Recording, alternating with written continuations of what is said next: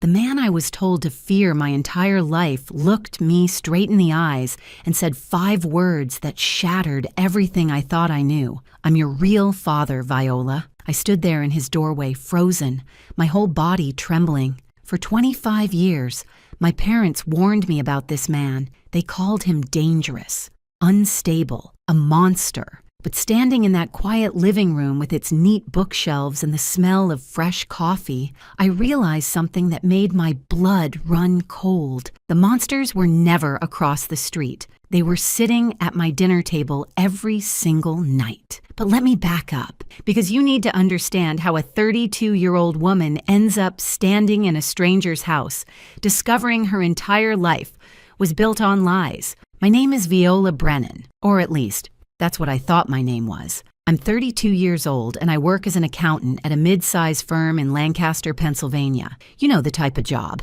Decent salary, fluorescent lights, and a coffee machine that sounds like it's dying a slow, painful death every time someone uses it. I've been there for 8 years, which in accountant years is basically a life sentence with good behavior. I grew up in a nice house on Maple Ridge Drive. White fence, green lawn, the whole American dream package. My parents, Jose and Constantia Brennan, were respected in our community. My father worked in insurance for 30 years. My mother was a homemaker who volunteered at church functions and always brought the best casserole to neighborhood potlucks. From the outside, we looked like the perfect family. From the inside, it was a different story entirely. I have 2 siblings. My older brother, Wesley, who's 35 and has somehow managed to fail upward his entire life. The man has had 6 different business ventures, all funded by our parents, and all spectacular failures. But does anyone call him irresponsible? Of course not. Wesley is the golden child. Wesley can do no wrong. Wesley once crashed my father's car into a mailbox while texting, and my mother blamed the mailbox for being in the wrong place. That mailbox had been standing there for 15 years, but apparently it chose that exact moment to jump in front of Wesley's car. Then there's my younger sister, Nadia, 28, who decided that finding herself required visiting every country in Europe on our parents' dime. She sends postcards from Barcelona and Florence, while I'm the one driving our mother to her doctor's appointments and picking up our father's prescriptions. And then there's me, the middle child, the invisible one, the one who does everything and gets nothing. I used to think I was just unlucky.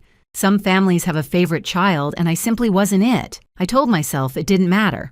I told myself that being responsible was its own reward. I told myself a lot of things to help me sleep at night, but there was always this feeling I couldn't shake, this sense that something was fundamentally wrong. My mother looked at Wesley and Nadia with warmth and pride. When she looked at me, there was something else in her eyes, something guarded, almost like fear. I remember being 7 years old when the man moved into the house across the street, Theodore Ashford, a quiet man with gray-streaked hair and kind eyes. He kept to himself, maintained his yard, and never bothered anyone. But the moment he arrived, my parents sat me down for a very serious conversation. They told me Theodore Ashford was dangerous. They said he had done terrible things. They said I should never, under any circumstances, speak to him or go near his house. If he ever approached me, I was to run home immediately and tell them.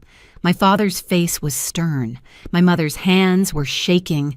I was 7. I believed them completely. For 25 years, I crossed to the other side of the street whenever I passed his house. I avoided eye contact. I warned friends who came to visit. The monster across the street became part of my childhood mythology, like the boogeyman or the thing hiding under my bed. But monsters under beds aren't real. And as I would soon discover, neither was the story my parents told me. It started 3 months ago on a Tuesday. I remember because Tuesdays are when I do my parents' grocery shopping. Yes, at 32 years old, I'm still doing my parents' grocery shopping. My therapist calls it codependency. I call it being the only child who actually shows up. I arrived at my parents' house with 4 bags of groceries, including the specific brand of oatmeal my father insists on and the particular type of yogurt my mother requires. I'm basically a personal shopper who doesn't get paid, or thanked, or acknowledged. If martyrdom came with a loyalty card, I'd have earned a free vacation by now. My mother wasn't in the kitchen, which was unusual. I heard voices upstairs, so I put away the groceries and went up to see if she needed help with anything. The voices were coming from my father's office, a room I was never really allowed to enter as a child. The door was slightly open. I heard my mother's voice first, tight and anxious, then Wesley's voice, calm and reassuring. They were talking about the house, about transferring the deed, about making sure everything was in Wesley's name before, and then my mother said something that stopped me cold. She said they needed to do it now, before Viola starts asking questions. I stood there in that hallway, grocery store loyalty card still in my hand, and felt something crack inside my chest. Before Viola starts asking questions. What questions? What were they hiding? I should have confronted them right then, but I didn't. Instead, I quietly went back downstairs, finished putting away the groceries, and told my mother I had to leave early for a work meeting. She barely looked up from her crossword puzzle. That night, I couldn't sleep. I kept turning those words over in my mind. Before Viola starts asking questions, I started thinking about all the little things that never added up. Why I looked nothing like my siblings, why my mother kept my baby photos in a separate album, tucked away in the attic instead of displayed on the mantle with Wesley's and Nadia's. Why, when I asked about my birth story, my mother always changed the subject. I'm an accountant. I notice when numbers don't add up. And suddenly, I realized the numbers of my life had never added up at all. A week later, I volunteered to help clean out the attic. My mother was hesitant, but I insisted. Just trying to be helpful, Mom. Just trying to be a good daughter. The same performance I'd been giving for 32 years. I found the photo in an old shoebox buried under Christmas decorations from the 1980s. It was a Polaroid, faded but still clear. My mother, young and beautiful, standing next to a man. They were holding hands. She was looking at him with an expression I had never seen her direct at my father, and she was visibly pregnant. The man in the photo was Theodore Ashford, the monster across the street. My hands were shaking so hard I almost dropped it. I turned the photo over. On the back, in my mother's handwriting, were 2 words and a date, our miracle, and a date that was exactly 9 months before my birthday. I shoved the photo in my pocket and climbed down from the attic. My mother asked if I found anything interesting up there. I smiled and said, just old Christmas ornaments. I learned that smile from her, the one that hides everything. Before we continue, please hit that subscribe button and tell me in the comments where you're watching from and what time it is there. I read every single comment. Thank you. I waited 3 days before confronting my mother. 3 days of lying awake at night, staring at that photograph, trying to find any explanation other than the obvious one. Maybe it was her brother. Maybe it was a cousin. Maybe there was some perfectly innocent reason my very pregnant mother was holding hands with the neighborhood monster and calling him our miracle. But accountants don't believe in maybes. We believe in documentation. And that photo was documentation of something my family had been hiding for over 3 decades. I chose my moment carefully. A Sunday afternoon when my father was napping and Wesley wasn't around to interfere. I found my mother in the kitchen doing what she always did, preparing food for people who never appreciated it. Just like me, actually.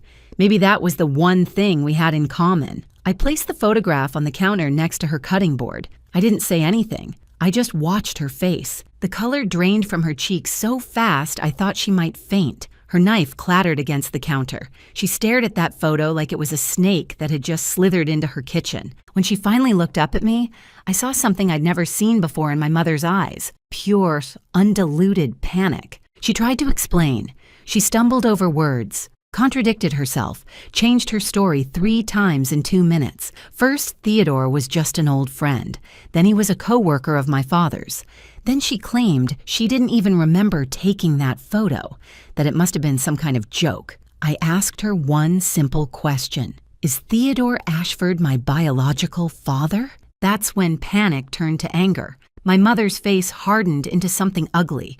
She told me I was being ridiculous. She told me I was stirring up old dirt that should stay buried. She told me that if I continued down this path, I would be cut out of this family completely. Cut out, like I was ever really included in the first place. I asked about the house transfer, about why she and my father were secretly putting everything in Wesley's name. Her face went from angry to absolutely furious. She demanded to know if I'd been spying on them. She accused me of being ungrateful after everything they had done for me. Everything they had done for me. I wanted to laugh. What had they done for me exactly? Provided the bare minimum of food and shelter while lavishing attention and money on my siblings? Made me feel like a guest in my own home for 32 years? Lied to me about my own identity? But I didn't laugh. I didn't cry either, even though part of me wanted to. I just picked up the photograph and walked out. That night, my father called me. His voice was cold in a way I'd never heard before. He told me my mother was very upset. He told me I needed to apologize and forget about whatever nonsense I'd gotten into my head. He told me that Theodore Ashford was a dangerous man who had stalked my mother years ago, and that bringing up his name was causing her genuine distress. When I asked why Theodore had stalked her, my father said it wasn't my business. When I asked why they had never called the police, he said they had handled it privately. When I asked why Theodore would move across the street from the woman he allegedly stalked, my father hung up on me. The next few weeks were a masterclass in family gaslighting. Suddenly, everyone was concerned about poor, confused Viola. Wesley called to suggest I might be having a breakdown from work stress. He used his fake sympathetic voice, the one he pulls out when he wants something. He said I should really think about seeing a professional before I embarrassed myself further. Nadia sent a long text from wherever she was in Europe this time, all about how family is family and sometimes we have to let go of the past. Easy to say when you're sipping wine in a Tuscan vineyard on someone else's credit card. Even my fiancé Jace started acting strange. Jace Edwards, the man I'd been with for 3 years, the man I thought I was going to marry. He sat me down one evening and told me my family was worried about me. He said I was becoming obsessed with something that probably meant nothing. He said I was embarrassing everyone with my conspiracy theories. Funny thing about Jace, he'd been trying to get my father to invest in his real estate development company for over a year. My father kept saying he'd think about it, and now suddenly, Jace was very interested in keeping the Brennan family happy. What a remarkable coincidence. His concern for my mental health arrived at the exact same time as his need for their money. I'm sure those two things were completely unrelated. I looked at this man I thought I loved and realized I didn't know him at all, just like I didn't know my family. Just like I apparently didn't know myself. I started doing research. Quietly. Carefully. I pulled my own birth certificate from the county records office. The original had been amended when I was 2 years old. Amended. Not issued at birth. Amended. The original father's name was blacked out. Replaced with Jose Brennan. Who amends a birth certificate 2 years after a child is born? I'll tell you who. Someone with something to hide. I searched for any public records about Theodore Ashford. If he was really a dangerous stalker, there should be something. A restraining order, an arrest record, a news article, something. What I found was the opposite. Theodore Ashford was a retired professor of literature from the local community college. He had taught there for 30 years before retiring with honors. He volunteered at the public library twice a week. He had no criminal record, not even a parking ticket. The only thing I found connecting him to my family was a brief mention in a police blotter from 25 years ago. Constancia Brennan had filed a harassment complaint against Theodore Ashford. The case was closed 3 months later due to insufficient evidence. Insufficient evidence, the same words that kept echoing in my head about everything my parents had ever told me. I started paying closer attention to Theodore, watching him from my old bedroom window at my parents' house. He tended his garden every morning. He collected his mail at the same time every afternoon. Sometimes he would stand on his porch in the evening, looking across the street at my parents' house with an expression I couldn't quite read. Was it longing? Was it regret? Was it something else entirely? One afternoon, I noticed him watching as I helped my mother bring groceries inside. Our eyes met for just a moment. And in that moment, I saw something that sent a chill down my spine. He recognized me. Not like a neighbor recognizes someone who's lived across the street for years. He recognized me the way you recognize someone you love, someone you've lost, someone you've been waiting to see again. Then my mother called my name sharply, and I looked away. When I looked back, Theodore had gone inside. The next week, I received something in the mail that changed everything. No return address, my name handwritten in careful, elegant script. Inside was a DNA testing kit and a single note on plain white paper. The truth is waiting when you're ready. I stared at that note for hours. The handwriting didn't match my mother's or father's. It wasn't Wesley's messy scrawl or Nadia's loopy cursive, but someone knew. Someone wanted me to know. Someone had been waiting for me to start asking the right questions. I took the test that night. I sealed the envelope, walked to a mailbox 3 blocks away so no one would see me, and sent it off to the laboratory. Then I went home to my apartment, poured myself a glass of wine, and waited for my entire life to fall apart. Or maybe, finally, to make sense. The results came back on a Thursday. I know because I had been checking my email every hour for 8 days straight. My coworkers probably thought I was waiting for some kind of medical diagnosis. In a way, I suppose I was. I opened the email in my car during lunch break. I couldn't risk looking at it inside the office. If I was going to have a breakdown, I wanted to do it in private, like a civilized person. The results were very clear, very scientific, very devastating. Jose and Constancia Brennan were not my biological parents. I sat in that parking lot for 45 minutes just staring at the screen. Part of me had known, of course. Part of me had suspected since the moment I found that photograph, but seeing it in writing, in official laboratory documentation, was something else entirely. I wasn't their daughter. I never had been. The test also showed something else. A DNA match to an unknown male relative. A very close match. Parent-child close. Theodore Ashford wasn't just my mother's old friend or some random stalker. He was my father.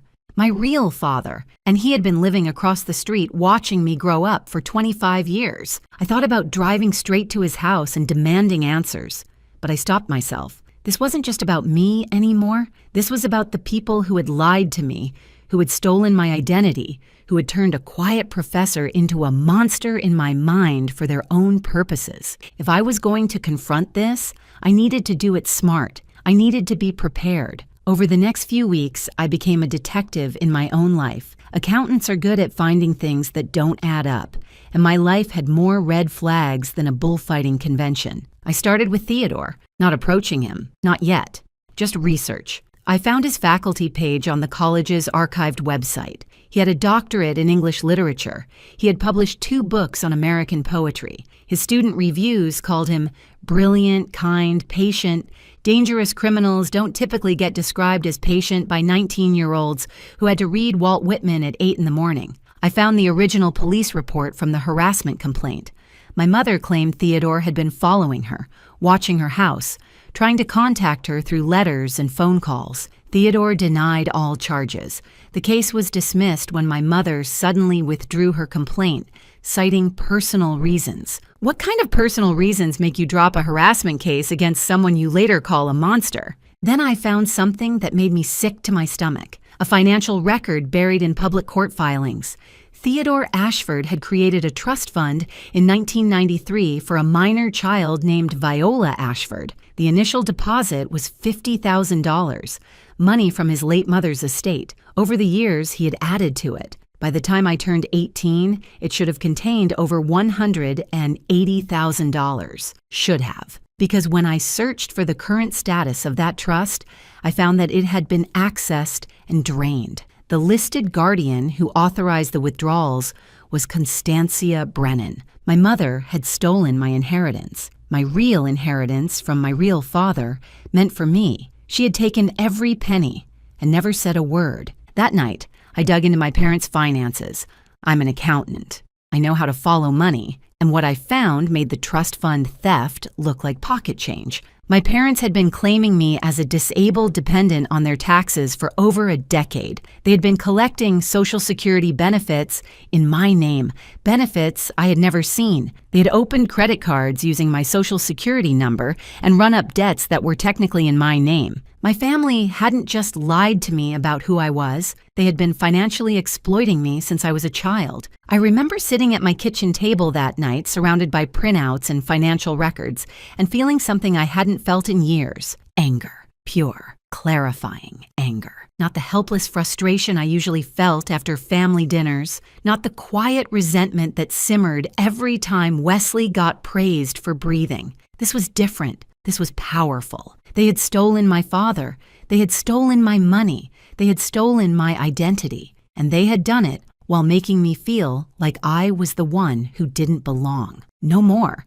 I made a decision. I would approach Theodore, but not as myself, not as the suspicious daughter coming to demand answers. I would go to him as a lost, naive young woman who had stumbled onto some confusing information. I would play dumb, because underestimating me was what my family had always done best. If Theodore was really the monster my parents claimed, I would know soon enough. And if he wasn't, well, then the real monsters were about to discover that the child they had abused for 32 years was finally ready to fight back. The next Saturday morning, I put on my most innocent-looking outfit, a soft blue sweater, minimal makeup, my hair down instead of in its usual practical ponytail. I practiced looking confused and vulnerable in the mirror. It wasn't hard.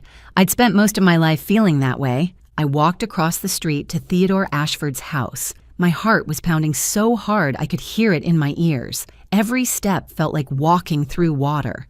25 years of fear doesn't disappear just because you've done some research. His yard was immaculate. Roses along the walkway, a welcome mat that actually said welcome. Not exactly the lair of a monster. I rang the doorbell. For a moment, nothing happened. Then I heard footsteps. The door opened. Theodore Ashford stood there.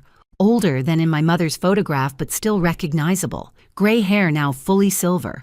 Kind eyes behind wire-rimmed glasses. He was wearing a cardigan, for goodness sake. The man looked like he should be hosting a public television show about butterflies. He stared at me for a long moment. And then I watched as recognition flooded his face, followed by something that looked like grief, followed by something that looked like hope. He said my name, not a question, a statement, Viola. And then, before I could even begin my rehearsed story about being confused and needing help, he said the words that brought me to this moment. I'm your real father, Viola, and I've been waiting 25 years for you to knock on this door. So much for playing dumb. Theodore invited me inside with hands that trembled slightly. I noticed he had to steady himself against the doorframe. This man had waited a quarter century for this moment. I couldn't imagine carrying that kind of hope for so long. His living room was exactly what you'd expect from a retired literature professor. Books everywhere,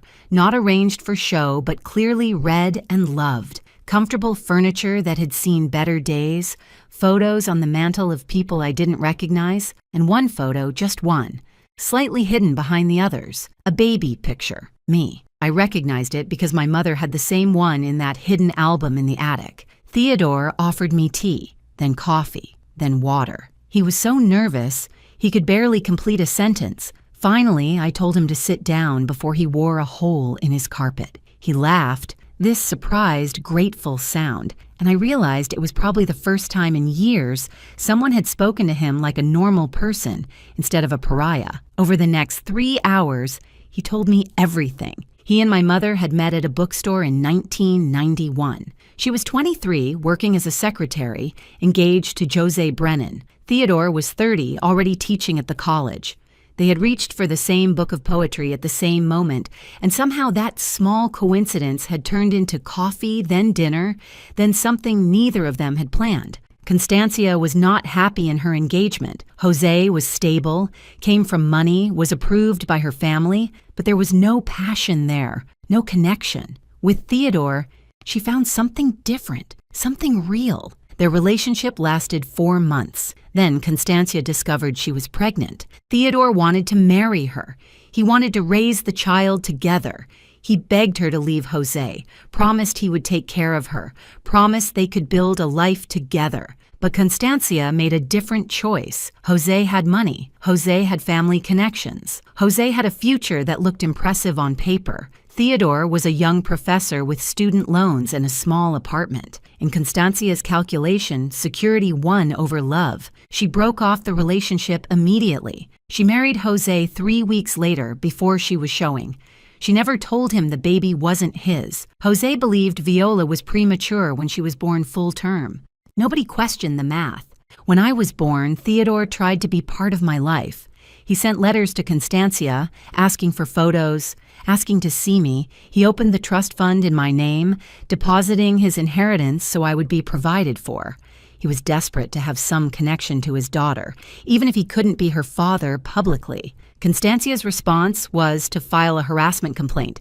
She told the police Theodore was stalking her, sending unwanted letters, watching her house. She told Jose, and Jose threatened to ruin Theodore's career if he didn't stay away. Theodore was given a choice: disappear from my life completely and keep his job, his reputation, everything he had built, or fight for his parental rights and lose everything. He made the choice he thought was best for me.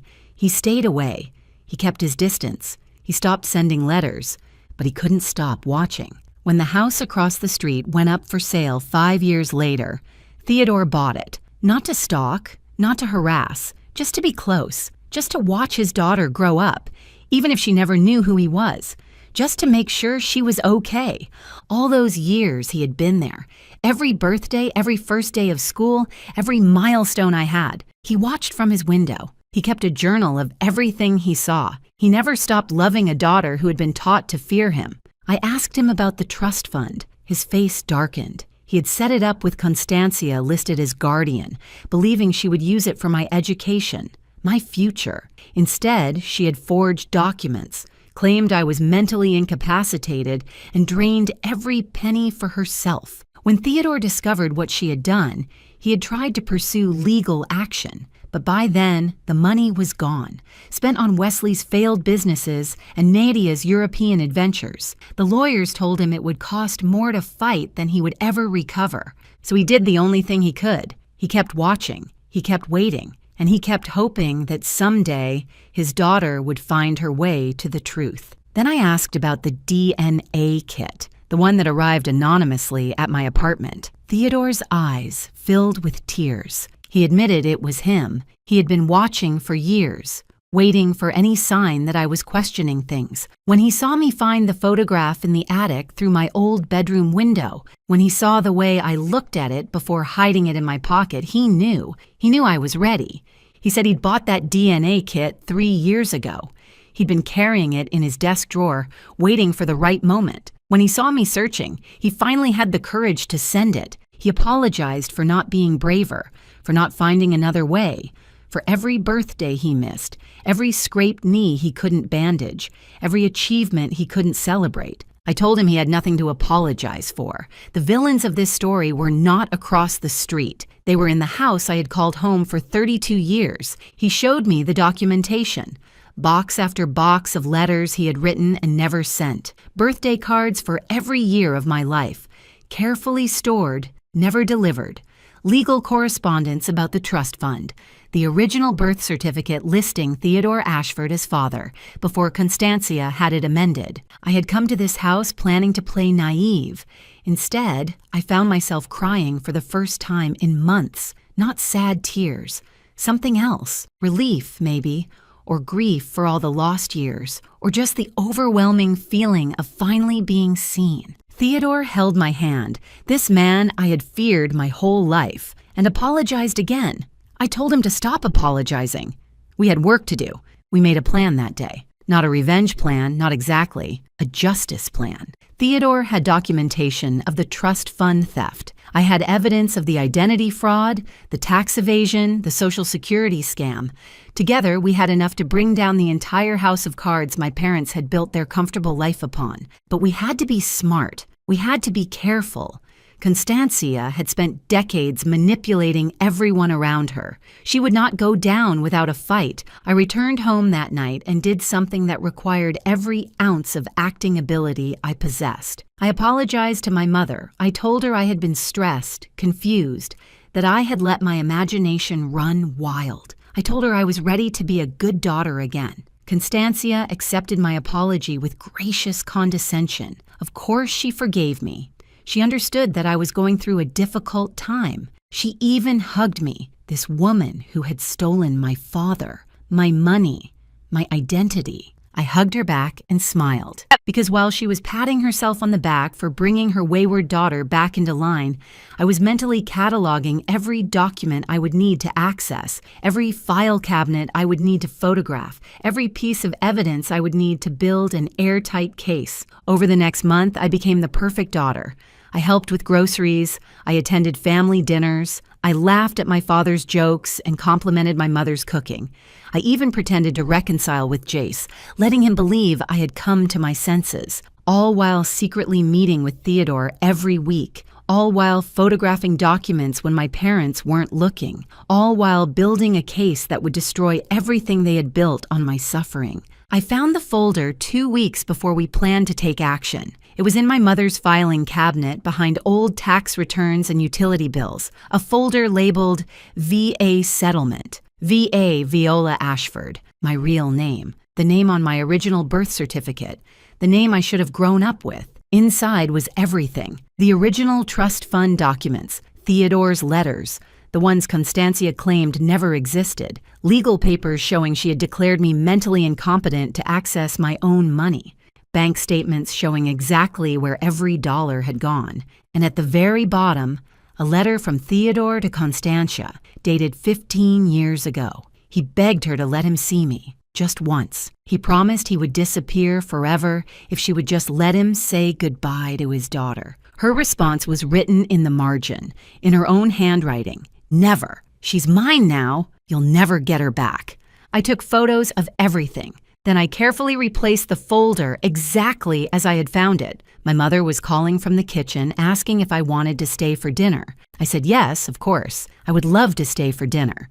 After all, it would be one of the last family dinners we would ever have. If you're still with me, I just want to say thank you so much for listening. If you're enjoying this story, a quick really does help more than you know. It helps other people find these stories too. Okay, now let me tell you what happened next. The invitation went out 3 weeks before the party, Jose and Constancia Brennan's 32nd wedding anniversary celebration. All friends and family welcome. Catered dinner, live music, speeches from the children. My mother was thrilled when I suggested it. She had always wanted a big anniversary party, the kind where everyone could see how perfect her life was, how successful her husband was, how devoted her children were, how blessed she was. I told her I wanted to plan the whole thing, a gift from me to them, to make up for my recent behavior. She accepted with tears in her eyes, this woman who had stolen everything from me, genuinely moved by my apparent devotion. If I wasn't so angry, I might have admired her ability to believe her own lies. The planning took 3 weeks. 3 weeks of coordinating with caterers and musicians. 3 weeks of sending invitations to every person who mattered in my parents' social circle, their neighbors, their church friends, my father's former colleagues, my mother's book club, the extended family who had watched me grow up believing I was the difficult middle child. Theodore and I met every evening during those 3 weeks, refining our strategy.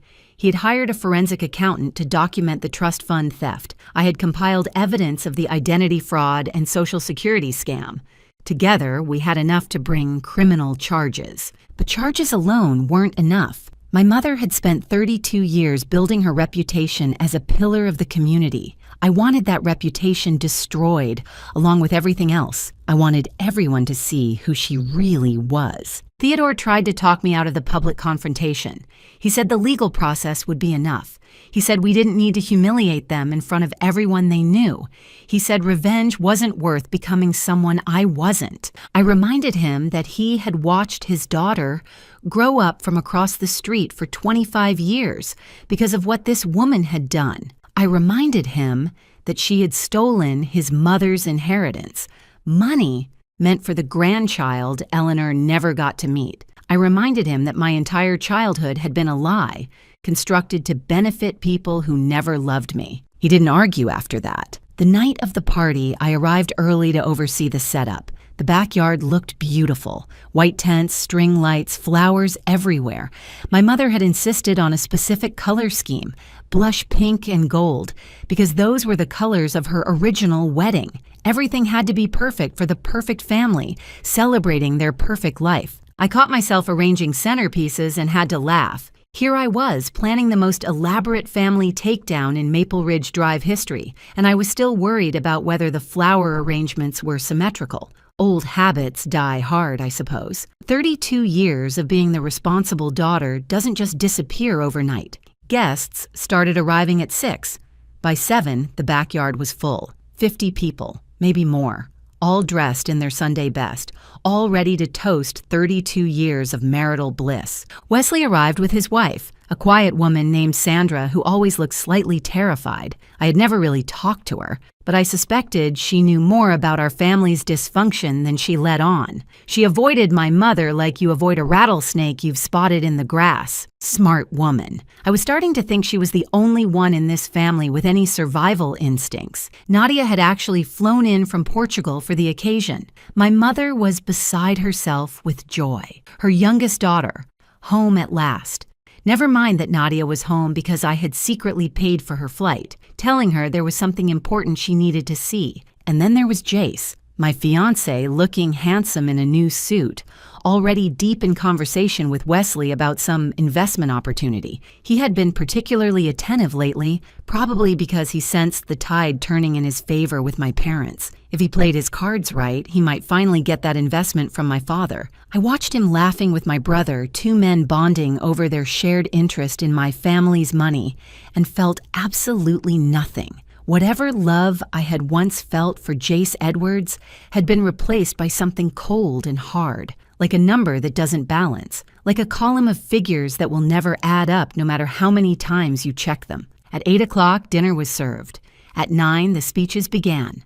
Wesley went first, delivering a toast so generic it could have been copied from a greeting card. He talked about what wonderful parents Jose and Constancia were, how they had always supported their children, how they had built a home filled with love. I watched my mother dab at her eyes with a handkerchief and wondered if she even remembered what love actually looked like. Nadia went next, her speech short and sweet, talking about gratitude and family bonds and all the adventures her parents had made possible. She didn't mention that those adventures were funded by money stolen from her sister.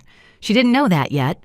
She would soon. Then it was my turn. I walked to the small stage we had set up, microphone in hand, heart pounding, but hands steady. 50 faces looked up at me, expecting another generic toast about wonderful parents and blessed childhoods. I smiled at my mother. She smiled back, already composing her humble acceptance of my praise. I began by thanking everyone for coming to celebrate this special occasion. I talked about how meaningful family was, how important it was to know where you came from, who your people were, how the truth always matters, even when it's difficult. I saw my mother's smile falter slightly. My father shifted in his seat. Then I said I had a special gift for my parents, a video I had put together documenting their journey as a family. I asked the tech guy to play it on the large screen we had set up. The first image was my mother's photograph with Theodore, young Constancia, pregnant, holding hands with a man who was not her husband. The date was visible in the corner.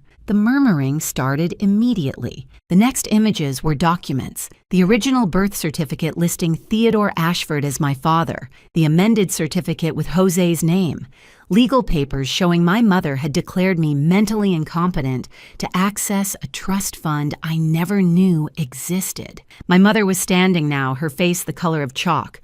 She was saying something, but the microphone wasn't near her. All 50 guests could see was a woman who looked like she was about to be sick. I continued narrating over the slideshow. I explained about the trust fund, $180,000 stolen from a child by the woman who was supposed to protect her. I explained about the Social Security fraud, the identity theft, the decades of financial exploitation. I told them about Theodore Ashford, the man across the street, the man they had all been warned about, the man who was actually my father, who had been kept from his daughter through lies and legal manipulation. And then I played the recording. I had made it 3 days earlier, hidden microphone in my purse during one of my helpful daughter visits. My mother's voice, clear as day, laughing about how easy it had been to drain Theodore's trust fund. My father's voice, joking that the fool had basically funded their retirement. Wesley's voice, explaining how he had forged the documents to make it look legal. The backyard was silent, completely, utterly silent. I looked at my mother. She was crying now, but not the delicate tears she used for sympathy. These were ugly tears, the kind that come when you realize everything is falling apart. I looked at my father. He was staring at the ground, unable to meet anyone's eyes. I looked at Wesley. He was already backing toward the gate, probably calculating how quickly he could get to his car. And then I delivered my final gift. Red and blue lights appeared at the end of the driveway. 2 police cars, right on schedule. Theodore had filed criminal charges the week before, armed with all the evidence we'd gathered. The warrants had been issued that morning. I stepped down from the stage and walked toward the gate, toward the officers who were now entering the backyard. Behind me, I heard my mother screaming. I heard my father trying to calm her down. I heard Wesley's wife, Sandra, saying something that sounded like, "I knew it. I always knew it." But I didn't turn around. I had spent 32 years looking back, trying to understand why my family treated me the way they did. Now I finally had my answer, and I was done looking back. The arrests happened quickly. The officers were professional, efficient, clearly prepared for the possibility of resistance. My mother tried to resist, of course. She tried to explain, to justify, to blame everyone except herself. Theodore had manipulated me. I was mentally unstable. This was all a misunderstanding. The officers weren't interested in her explanations. They had warrants. They had evidence. They had a job to do. Jose Brennan was arrested for fraud, identity theft, and conspiracy. Constancia Brennan faced the same charges, plus additional counts related to the trust fund theft. Wesley Brennan, who had tried to slip away during the chaos, was caught at the garden gate and arrested for his role in forging documents. I suppose you could say the party favors were a bit unconventional this year. Handcuffs for some, closure for others. Not exactly what my mother had in mind when she picked out those blush pink napkins. 50 guests watched as the perfect family was led away in handcuffs. My mother's church friends, horrified.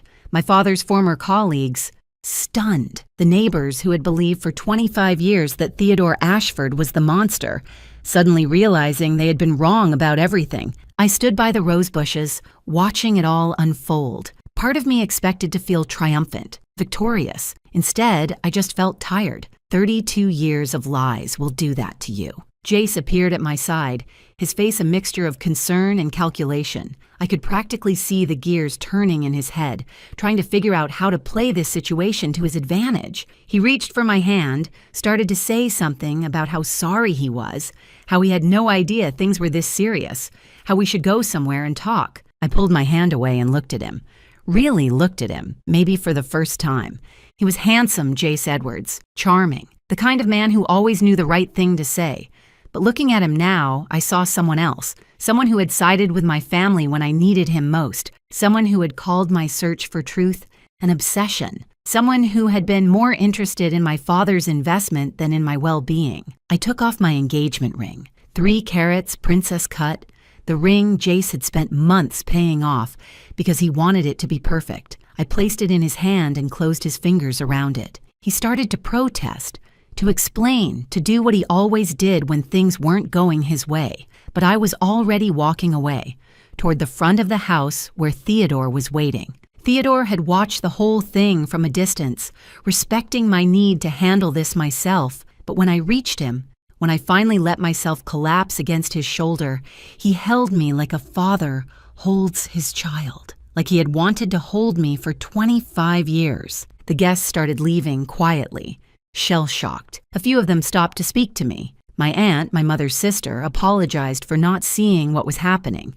A neighbor admitted they had always thought something was off about how I was treated. My mother's book club president said she was sorry, she just didn't know. They didn't know because they didn't want to know. They didn't know because it was easier to believe the story my parents told than to look beneath the surface. They didn't know because sometimes people would rather accept a comfortable lie than an uncomfortable truth. But I didn't say any of that. I just nodded and accepted their apologies and watched them drive away from the wreckage of my family's reputation. Nadia found me an hour later after the police had left and the caterers had quietly packed up the uneaten anniversary cake. 32 years of marriage, and the celebration cake was going in the garbage. There was probably a metaphor in there somewhere. She was crying, really crying. the way I had never seen my carefree little sister cry before. She told me she had suspected, not the full truth, but pieces of it. She had noticed how differently our parents treated me. She had wondered why I looked nothing like the rest of the family. She had even found the trust fund documents once, years ago. But Constancia had caught her looking and made her swear never to mention them. Nadia had been 15, scared, dependent on our parents for everything. She had kept the secret, telling herself it wasn't her business, telling herself there must be an explanation. And then she had run away to Europe, as far as she could get, because staying in that house meant facing truths she wasn't ready to face. I wanted to be angry with her. Part of me was angry. But looking at my little sister, mascara streaking down her face, I saw someone who had also been damaged by our parents' lies. Not in the same way I had been, but damaged nonetheless. I told her we had a lot to talk about. I told her I wasn't ready to forgive her yet. But I also told her I wasn't ready to lose her completely. She hugged me so tight I could barely breathe, and for the first time in my life, I felt like I might actually have a real sister. The house was empty now. The string lights still twinkled, absurdly festive against the backdrop of destruction. Theodore and I stood in the backyard looking at the home where I had grown up, the home that had never really been mine. He asked me if I was okay. Such a simple question, such a complicated answer. I told him I would be, eventually. But right now, I just wanted to go home. He looked confused for a moment. Home where? I smiled. The first real smile I had felt in months. Home, I told him. Across the street, where I should have been all along. We walked back to his house together, my father and I, the monster and his daughter. And for the first time in 32 years, I wasn't afraid of what I might find there. The legal process took 6 months. 6 months of depositions, hearings, evidence reviews, and more paperwork than I had ever seen in my accounting career. And believe me, I have seen a lot of paperwork. I once audited a restaurant that kept receipts in shoeboxes. This was worse. The criminal case went first. Jose pled guilty to reduced charges in exchange for cooperating with the investigation. His lawyer cited his age and health issues, painted him as a man who had simply followed his wife's lead for 32 years. The judge wasn't entirely convinced, but she accepted the plea. Jose received 3 years probation, 200 hours of community service, and complete forfeiture of his pension. Constancia did not plead guilty. Constancia fought every single charge with the kind of viciousness that made me realize I had never really known my mother at all. She hired expensive lawyers, filed motion after motion, tried to paint me as an ungrateful daughter, manipulated by a predatory older man. The jury didn't buy it.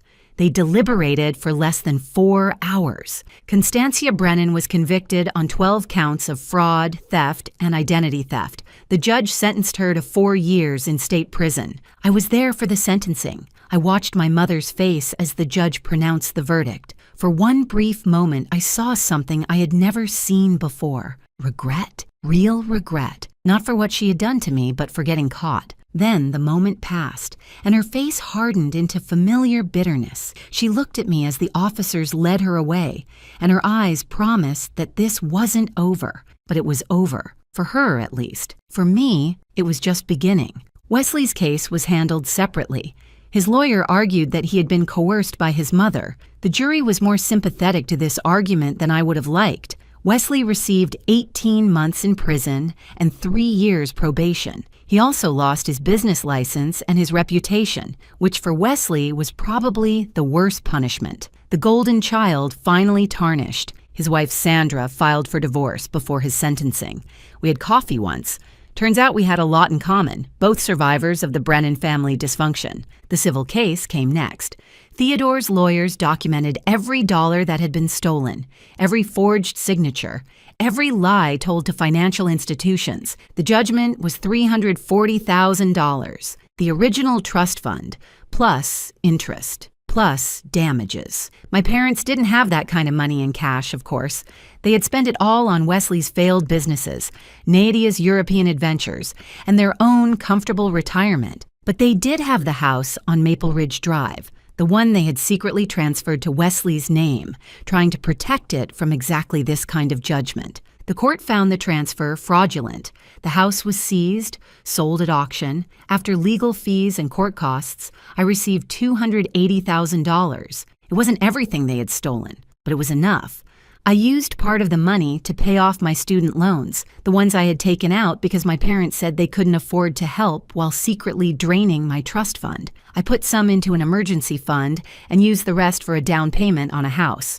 A small house, nothing fancy, just 3 bedrooms and a nice yard, the house right next door to Theodore Ashford. My real estate agent thought I was crazy. Why would a young woman want to live next to an elderly professor in a quiet neighborhood? I didn't explain. Some things are too complicated for real estate transactions.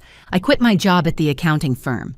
8 years of fluorescent lights and dying coffee machines were enough. I started my own bookkeeping business, working with small businesses and independent contractors who needed someone to keep their finances straight. It wasn't glamorous, but it was mine. My name on the door. My rules. My life. Theodore and I had dinner together every Sunday. He would cook his mother's recipes, the ones Eleanor had never gotten to teach me. I would bring dessert from the Italian bakery downtown.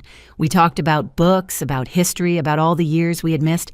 He showed me photos of my grandmother, a woman named Eleanor who had died when I was 5. She had known about me, Theodore said. She had wanted to meet me desperately, but Constantia had refused all contact. And Eleanor had died without ever holding her grandchild. I keep one of those photos on my nightstand now. Sometimes I talk to her, late at night when I can't sleep. I don't know if she can hear me, but it helps. Nadia and I are rebuilding our relationship slowly. She moved back from Europe, started working as a translator for a nonprofit. She visits once a month. We don't talk about our parents much. There's too much pain there, still too raw. But we talk about other things, sister things, future things. She's the only Brennan I kept. Jace tried to contact me a few times. Texts, emails, even a handwritten letter I threw away without reading. Eventually, he got the message. Last I heard, he was engaged to someone else. Good luck to her. The neighbors think Theodore and I are quite the pair. The retired professor and the accountant, living side by side, having Sunday dinners on the porch. I overheard one of them wondering if we were some kind of eccentric intellectuals. Dangerous criminals, the both of us. Watch out for the woman with the spreadsheets and the man with the poetry books. We might audit your taxes and then discuss Whitman. The Brennan house sold 8 months after the auction. A young family bought it, a couple with 2 children and a golden retriever. I watched the moving trucks from Theodore's porch and felt something unexpected. Peace. Not happiness, exactly, but peace. One morning, about a year after the trial, I found Theodore sitting on his porch with a cardboard box. He looked different that day, older somehow, like he had been carrying something heavy for a long time and was finally ready to set it down. He asked me to sit with him. I did.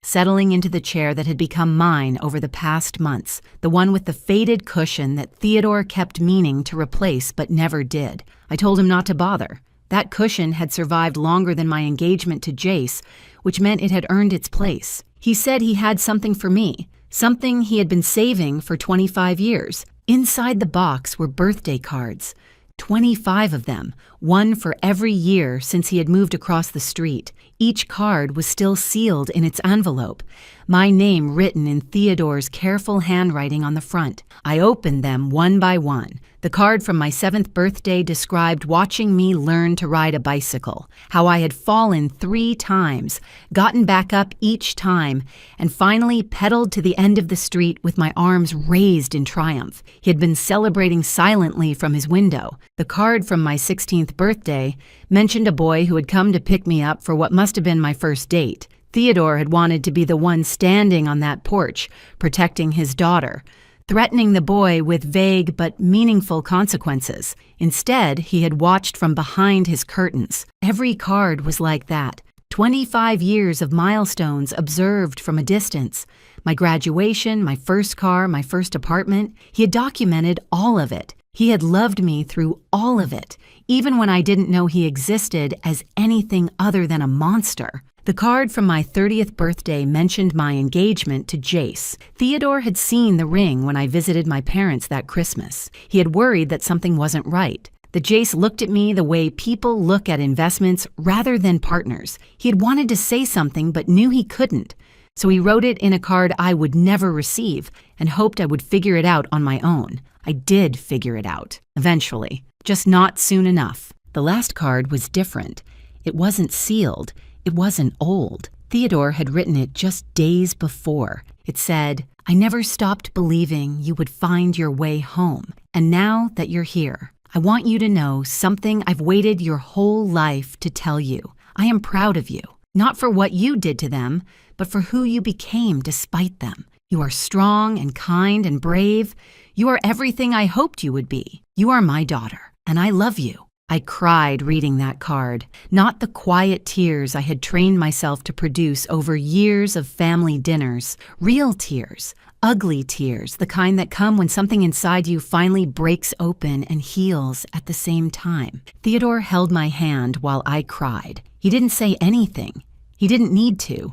Some things are beyond words. When I finally stopped crying, I looked across the street at the house where I had grown up. The new family had painted the shutters blue. The children had left bicycles on the lawn. A tire swing hung from the old oak tree, something my parents had never allowed because it would have ruined the aesthetic. The house looked happy now, in a way it never had when I lived there. I thought about Constancia in her prison cell, probably writing letters I would never read. I thought about Jose doing community service somewhere, certainly complaining the whole time. I thought about Wesley rebuilding his reputation, probably already spinning stories about how he had been manipulated. They would move on eventually. They would find ways to justify what they had done, to convince themselves they were the real victims. People like them always did, but I was done thinking about them. I had spent 32 years in their orbit, defining myself by their approval, measuring my worth by their attention. Now I had something better. Not alone anymore. Never alone again.